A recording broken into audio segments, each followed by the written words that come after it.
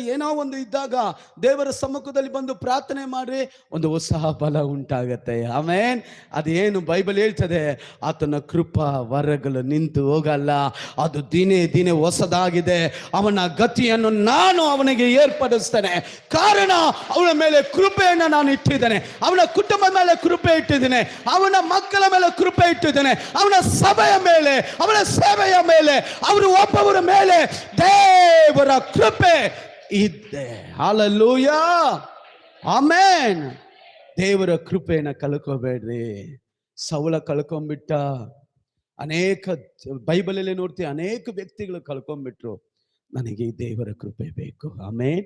ಎಷ್ಟು ಜನ ಹೇಳ್ತೀರ? ಕೈಗಳ ಮೇಲೆ ಈ ದೇವರ ಕೃಪೆ ಬೇಕು, ಈ ದೇವರ ಕೃಪೆ ಬೇಕು ಏಸಯ್ಯ. ಎಲ್ಲರೂ ಕೂಡ ಕೈಗಳ ಮೇಲೆತ್ತಿ, ಏಸಪ್ಪ ನನಗೆ ಈ ದೇವರ ಕೃಪೆ ಬೇಕು. ಎಲ್ಲರೂ ಮನಸ್ಸಿಂದ ಕೇಳ್ರಿ. ನನ್ನ ಮೇಲೆ, ನನ್ನ ಕುಟುಂಬದ